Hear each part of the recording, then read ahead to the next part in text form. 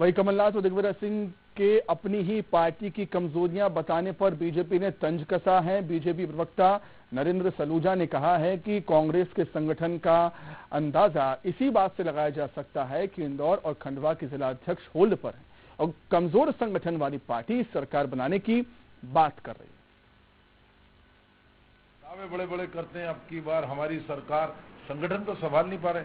दिग्विजय सिंह जी कहते हैं कि हमारा संगठन कमजोर है, कमलनाथ जी कहते हैं हमारा बूथ मैनेजमेंट कमजोर है। तो जब सब कुछ ही कमजोर है, आप खुद कमजोर हो, तो सरकार कहां से बनेगी? ये सपने झूठे देखते रहते हैं, सिर्फ ट्विटर पर अवश्यम भावी और उनको भी चुनौती दी जा रही।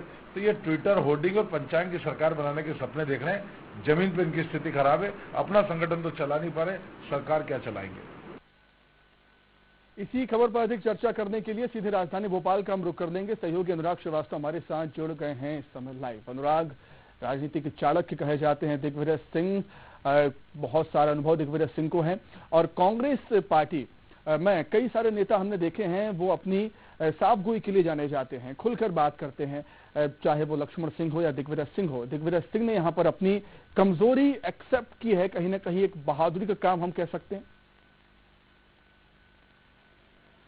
देखिए, सबसे बड़ी बात है कि एक तरफ बीजेपी इस बात का दावा कर रही है कि 64,000 बूथों पर बीजेपी ने अपनी पहुंच बढ़ा ली है, वहां पर कमेटियों का गठन कर दिया गया और ऐसे समय में जब प्रदेश में विधानसभा चुनाव होने में लगभग 6 महीने का समय बाकी है, ऐसे में दिग्विजय सिंह कह रहे हैं कि संगठन कमजोर है, बूथ मैनेजमेंट में कांग्रेस पार्टी कमजोर है। तो अब कमलनाथ भी कह रहे हैं कि बीजेपी के संगठन से कांग्रेस का मुकाबला है। तो ऐसे में सवाल इसी बात को लेकर उठता है कि जब विधानसभा चुनाव में लगभग 6 महीने का समय बाकी है, ऐसे में बीजेपी के मुकाबले कांग्रेस अपने संगठन को कैसे मजबूत करेगी, कैसे बूथ स्तर तक पार्टी को मजबूती दी जाएगी, इसको लेकर भी अब सवाल खड़े हो रहे हैं।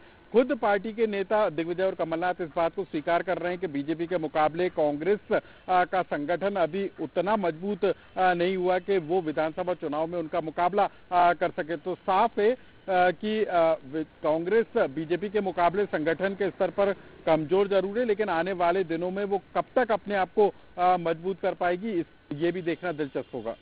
बिल्कुल, अपनी कमजोरियां एक्सेप्ट करना किसी बहादुर जैसा ही होता है, बहादुरी का काम निश्चित तौर पर है। लेकिन अनुराग, नेता हम देखते हैं हमेशा यही कहते हैं कि हमारा संगठन मजबूत है, हमारी पार्टी बेहद मजबूत है, लेकिन कमलनाथ का और दिग्विजय सिंह का ये एक्सेप्ट कर देना कि बीजेपी संगठन के मुकाबले अभी जो बूथ मैनेजमेंट है कांग्रेस का वो कमजोर है, इस बयान के क्या कुछ मायने हो सकते हैं जबकि ये चुनावी साल प्रदेश का?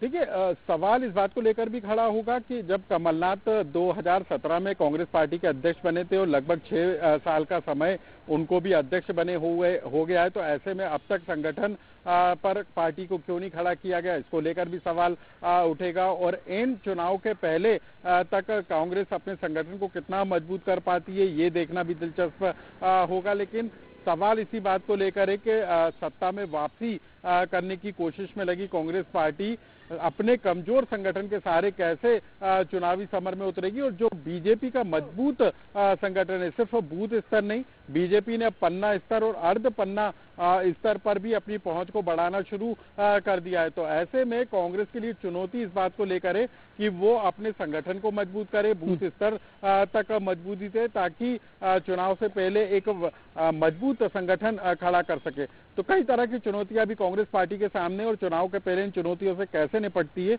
ये देखना होगा। कमजोर संगठन पुरानी समस्या है।